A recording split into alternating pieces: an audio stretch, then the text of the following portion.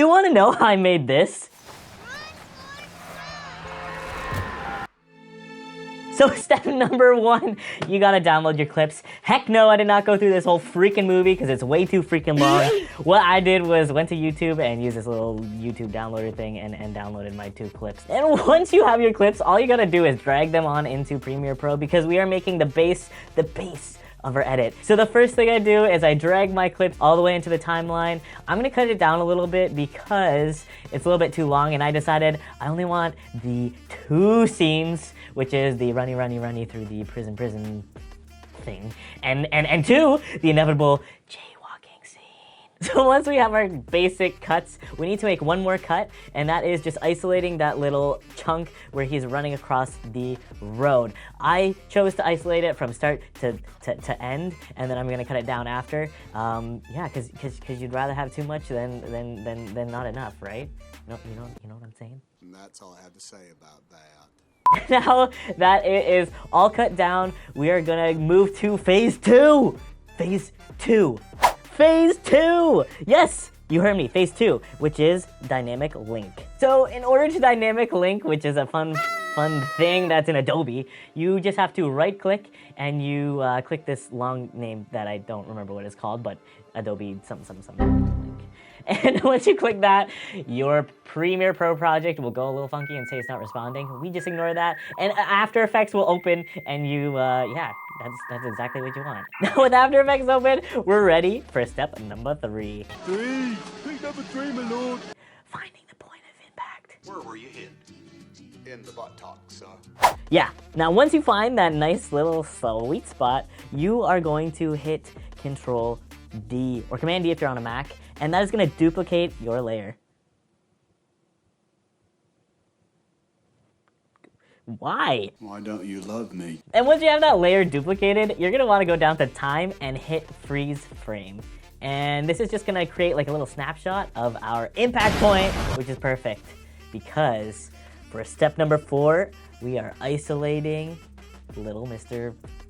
Forrest with 2 R's, not 1. So in order to do that, you're gonna zoom on in, you're gonna hit G on your keyboard, which is gonna bring up the pen tool. Make sure you have the Forest layer selected because we renamed that, obviously, and I forgot to talk about it. But we renamed that, and you're gonna wanna go ahead and mask out Forest.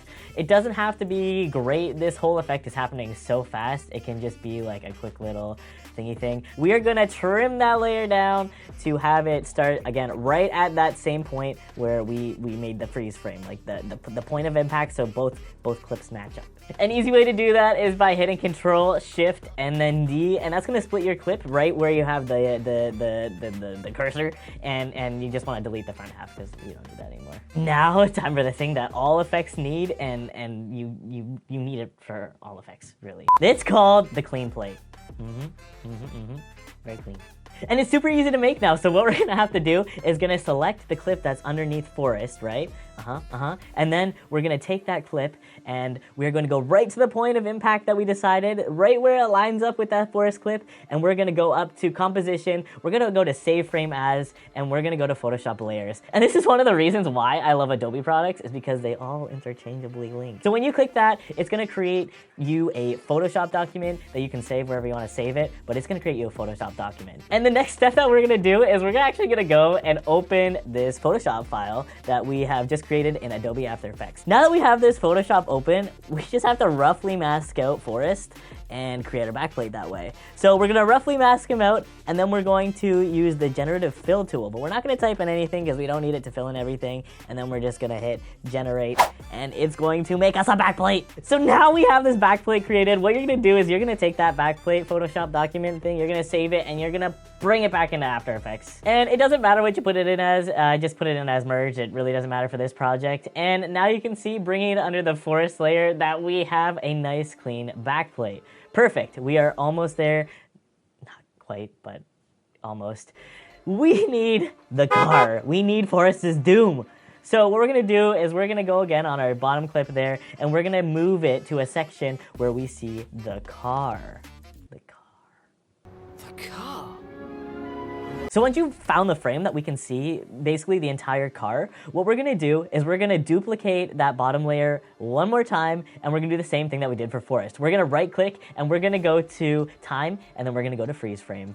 And same thing as Forrest, we're just gonna mask out this car again, like just cut it right out. Cut it right out of there. Cut it out.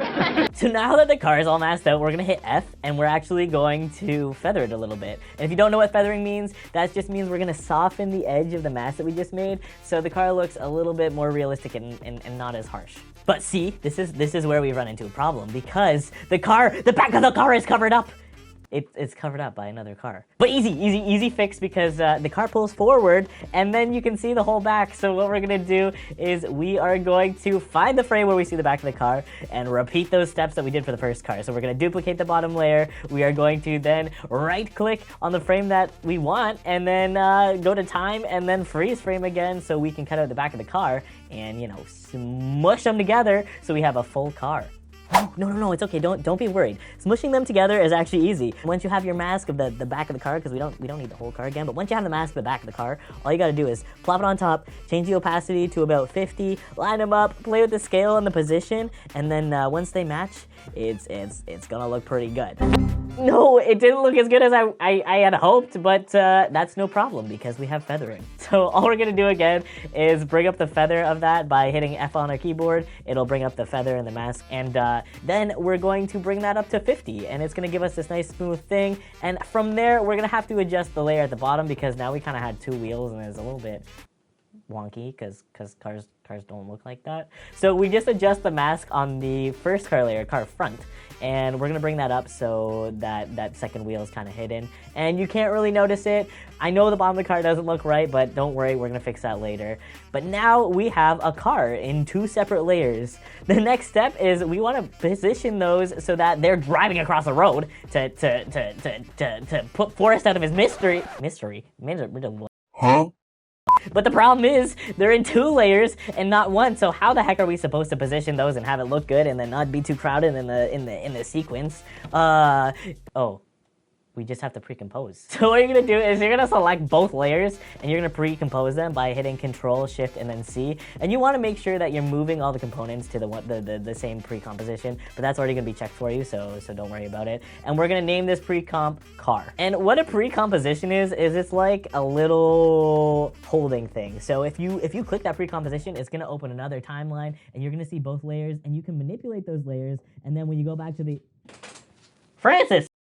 So for those of you who don't know what a pre-comp is, it's actually kind of really cool. It's like a little holding basket for like whatever you put in it. So for example, we put those two car clips in it. Now it's gonna put them as one layer, which is perfect, great for organization. And when we double click that pre-comp and go inside, you can manipulate those two layers and it'll carry over into the timeline where that pre-comp is, which is awesome. Everything is awesome.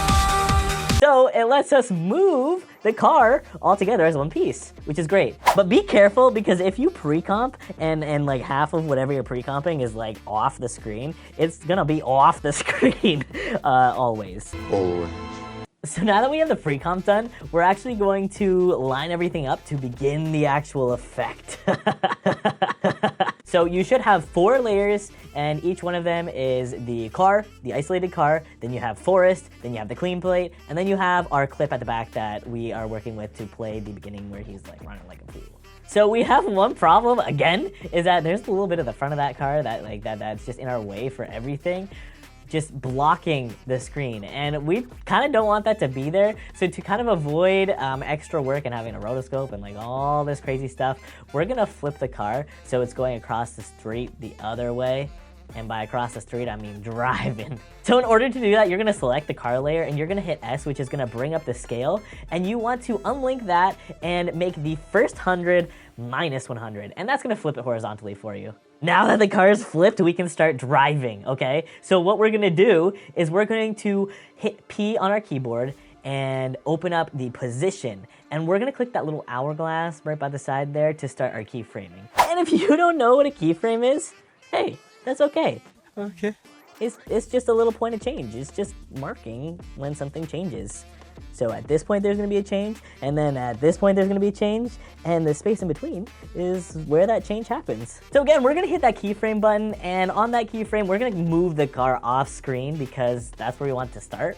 And then we're going to move that keyframe over to the beginning, and we are going to take our car position and move it all the way across the screen to the other side, whereas again, off the screen because that's what's gonna happen. So we have the first keyframe, which is the first point, and the second keyframe, which is the second point of change, and then in between is where it's gonna go from that one keyframe to the next keyframe, and just like that, the car drives right across the screen. Now we want to adjust that so the position of the car and the speed lines up to where our impact point is, which is super easy to do because all we gotta do is either move the layer, which will move both the keyframes, right? Or we just have to move the keyframes individually themselves. And obviously the further apart the keyframes are, the longer it'll take the car to move off the screen. And the closer the keyframes are, the faster that car will move. So the faster it'll get from point change 1 from point change 2.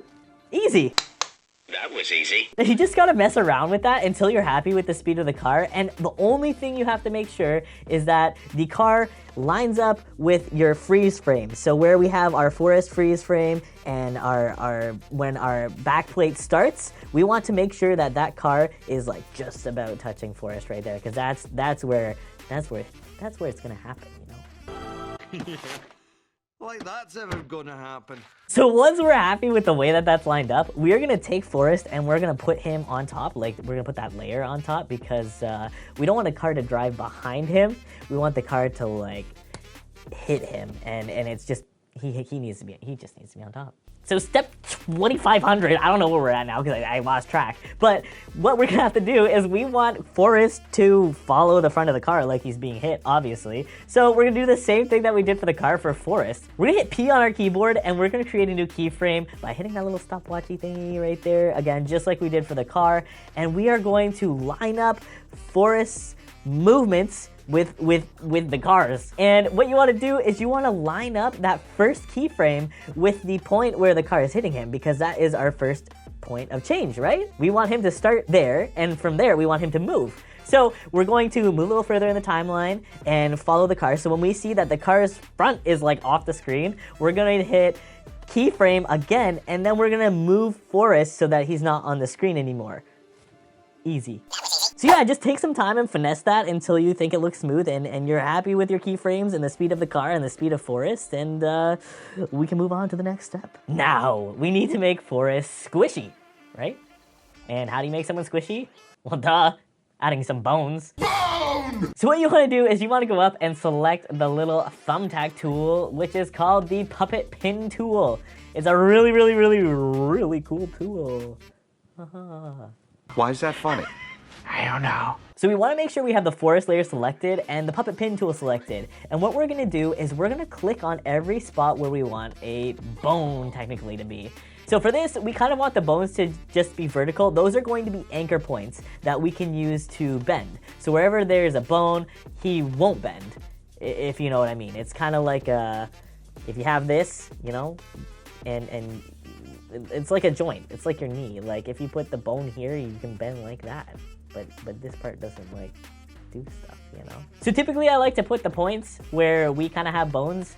So this one specifically, I put them kind of vertically down his body and then obviously on his knee, his ankle, and his toe.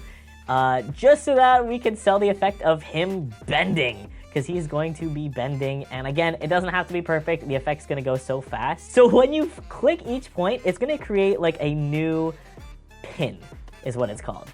And for each one you click, it's going to create a, you guessed it, keyframe. Keyframe. Oh my gosh. So exciting. So now when you click one of those pins and you move it, because it's already created a keyframe, it's gonna create another keyframe at whatever point you're moving it. So to sell our effect, he's not gonna like fold as soon as the car hits him, right? He's gonna fold like maybe a little bit after the cars hit him because he started to move, and the way that things work and the world works, it just makes sense. So what we're gonna do is we're gonna move forward a couple frames, and you can do that by hitting Control and then tapping your arrow key, whatever direction you want to go to. And we're gonna want to move forward a couple frames, and then we're gonna want to fold them in half. I think his legs would stay there because he's like, you know, stuck to the front of the car. But we are going to fold his like top half over, so it kind of like seems like it's like folding onto the hood itself. And then I'm gonna go forward a couple more frames and move his head down so it's like his head's smacking on the hood, and just gonna adjust it. Again, it's all personal preference, so you can make him fold, but whatever way you want to make him fold, it's totally up to you. Because when he folded, his head's a little bit, you know, in the frame more, we're gonna have to go and readjust those position keyframes to make sure he's totally out of the frame, which is no big deal. We just gotta make sure we select on that keyframe and you're right on it, and then, you know, change the position value. So we got it. We have him folding on the car, but it still doesn't look quite real. But that's a super easy thing to fix. The last final steps of selling this effect in After Effects is hitting motion blur. So what you're gonna have to do is you're gonna have to turn on motion blur in your composition, and in order to do that, you click like the thingy thing with the like all the balls on it, click that, and then I'll turn on the composition. But it's still not gonna look blurred because you also have to turn on the blur on the layers themselves. So you're just gonna find that same little symbol like in the little checkmarky spot, and you're gonna select it on whatever layers you want to blur. In this case, the two layers that are moving fast are obviously the car and Forrest. Easy, just like both. And now watching that over, we have motion blur.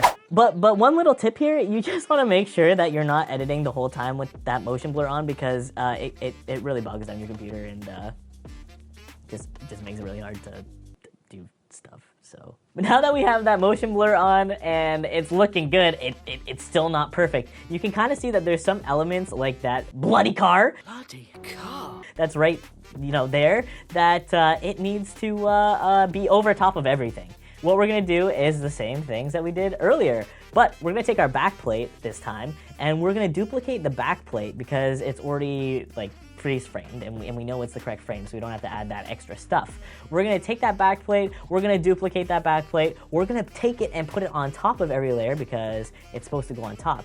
And then we're gonna take our mask tool, again, the pen tool, by hitting G, and we are going to mask out that car. And just so it's that car over top, so because it's in the foreground, our car and Forrest are going to be behind it, right? So once we have that all masked out, you're gonna want to hit F on your keyboard and feather it, just like we feather everything. Again, it's still not perfect because the bottom of the car looks all weird because, you know, you have that two black bars like just like there, but like they're not covering up anything because they're on the bottom.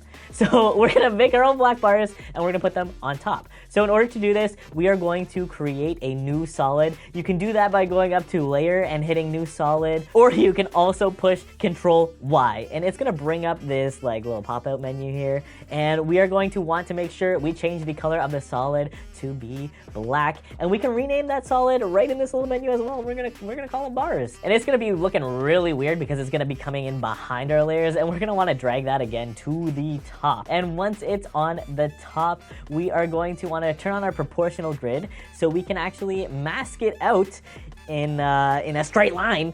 So we're gonna want to take our tool again by hitting G, and we're gonna want to make a little mask around the bottom, just following our proportional grid because we like, you know, measurements. No fair! You change the outcome by measuring it.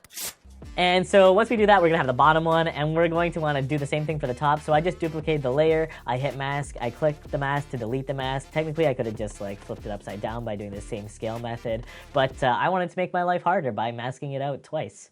So that's what I did. Damn it, this is too hard! And boom, just like that, the bottom of the car is fixed. You know, we can't see that craziness anymore. And it's looking fantastic. Forrest has been punished. Justice.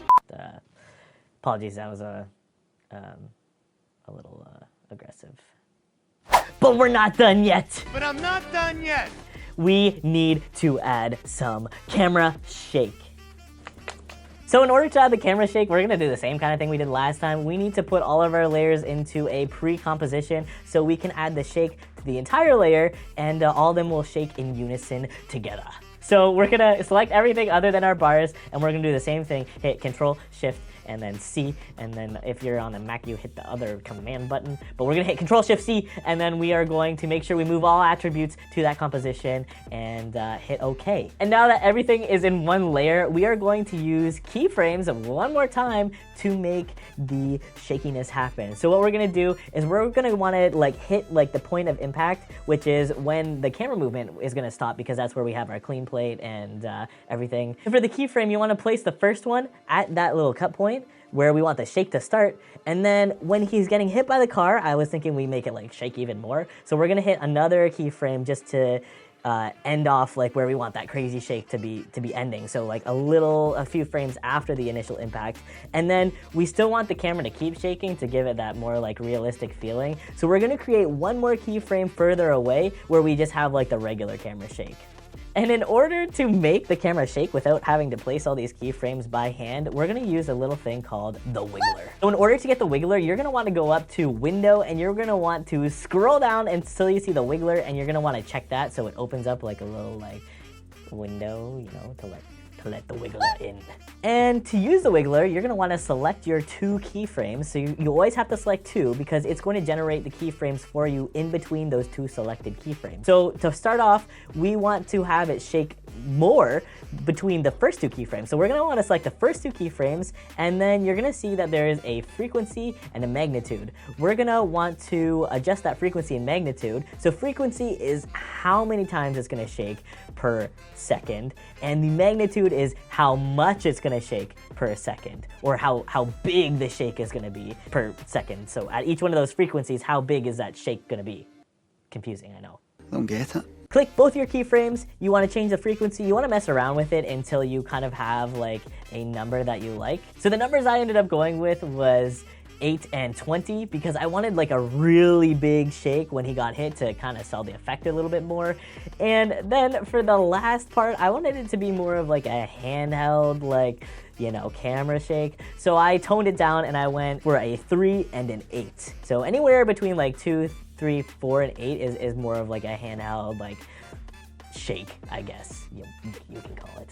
And now that we've adjusted the wiggler, we have a problem.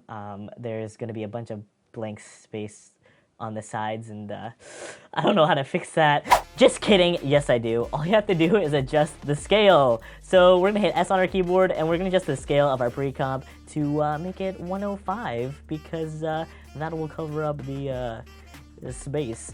And if it doesn't cover up the space because you went with a little bit more wiggle, just adjust the scale up until it does. And now we are done in After Effects, because we still have to go back to Premiere and do a bunch of other stuff.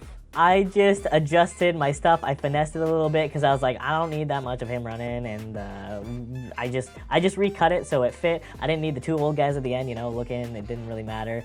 So I got rid of those, and I got rid of the excess space because I wanted it to be super drastic. He gets hit by a car, it's over, movie, done. And now it's time for sound, because sound sells everything. Sound, sound, sound! Even if your effect isn't that smooth, as long as you have the sound, your brain kind of just fills in the rest of it. So even though our masking sucked and there's a guy in the background that kind of just stops, no one will notice because our sound's so good, right? Yeah. So yeah, all you gotta do is look online. There's so many different free sound things that you can just pick. Once you're happy with all your sounds and all of that, I also found other music for the credits, because I didn't want to get no copyright, even though I'm using somebody else's IP as a whole video source, but I didn't want to get copyright anyways. So yeah, we just found a whole new song. I found a really sad song that I put in, and once you're done putting all the sound effects in, we are golden. How easy was that? Totally easy. We just made Forrest Gump even better. But if you guys want to see more videos of me, tutorials or whatever, there'll be a playlist or something somewhere, one of these directions. And if you haven't seen the short and you want to see some more of those shorts, just click out there too. All right.